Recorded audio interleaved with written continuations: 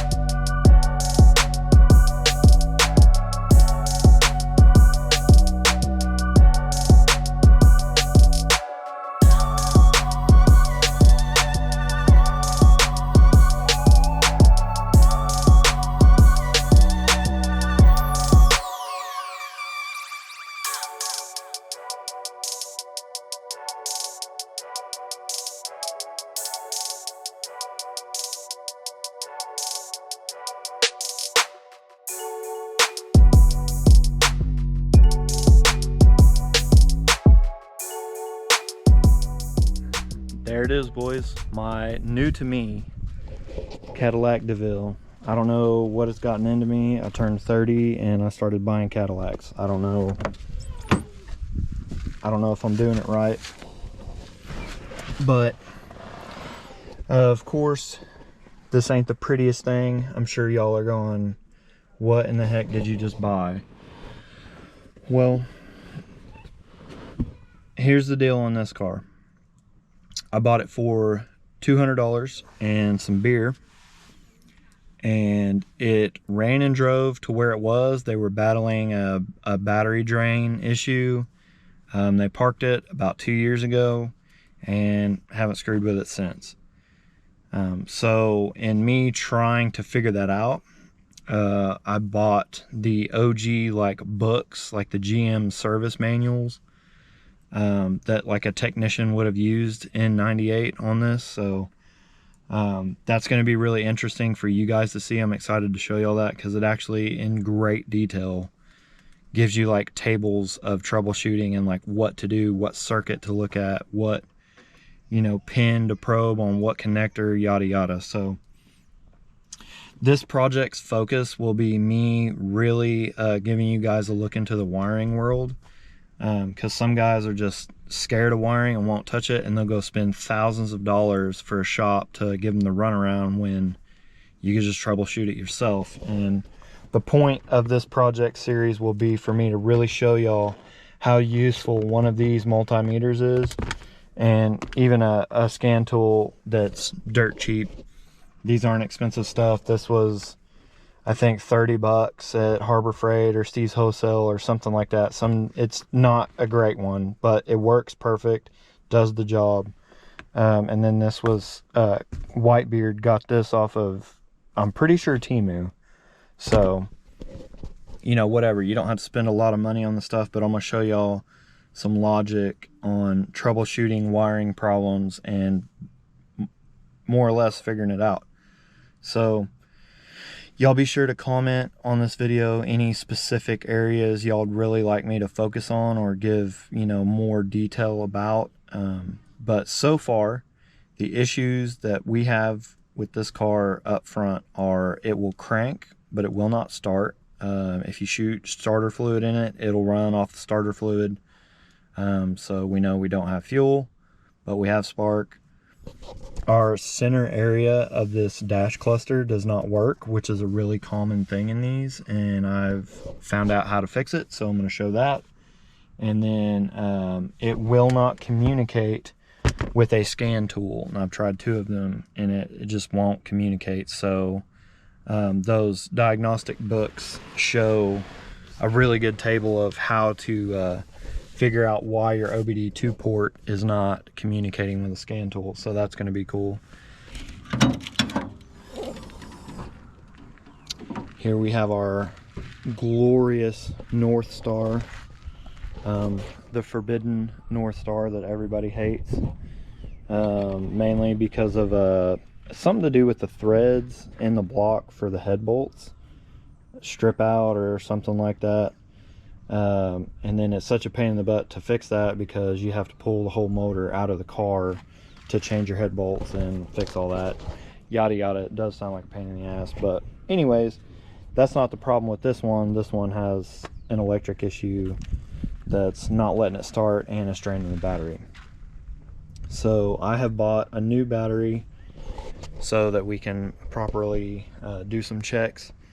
Interesting thing, I've had that battery in there for over a week now, and this is with trying to start it, trying to start it and start it and start it, and I never put a charger back on it. And out of the box from Walmart, this battery still has 12.02 volts on it, so it's not draining really, you know, over 7 days, and it's only dropped a volt.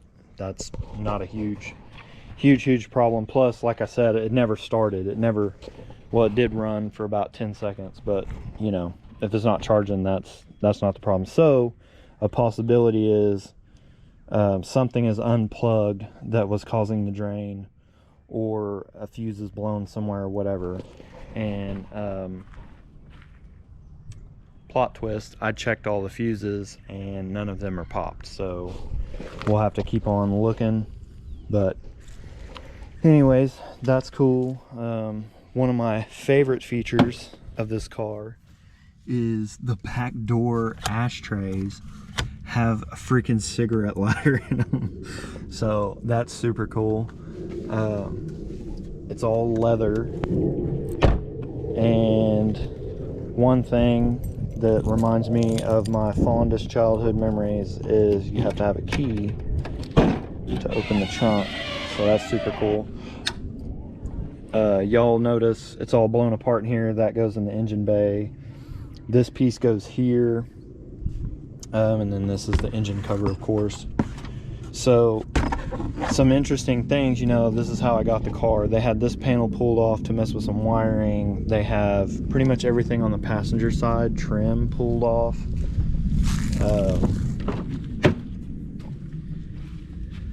Like they were trying to do some stuff. And then that is the HVAC control module, which is also part of that serial data line. So some of my clues might be somewhere in here. I'm not real sure yet, but we'll figure that out as we go.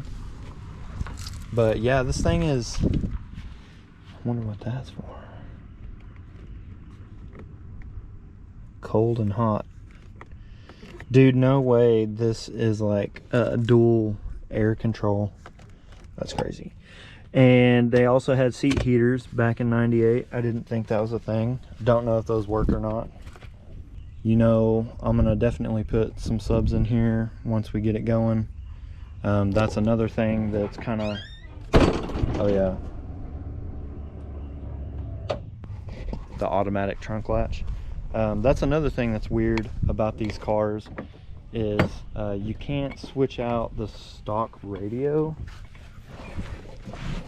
or I'm kind of seeing conflicting stuff. So you can't take this radio out and disconnect it and then put an aftermarket radio in, because it'll throw the security issue, because you're interrupting the data line, and the car won't start because it'll be stuck in theft mode.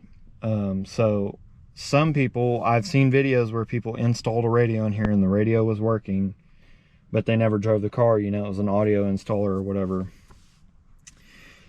And then there's other people that will take the radio out and make their own harness of the power and the serial data line, and install the stock radio in the trunk and hide it in the trunk, and then have their aftermarket radio up here running. So there's solutions, there's things we can do.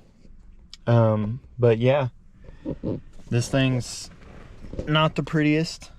The leather is not doing too great. It's been sun baked out in the sun. There's no tin on this thing, and a lot of this upholstery on the sides. Surprisingly, the roof is good, but the sides are all messed up.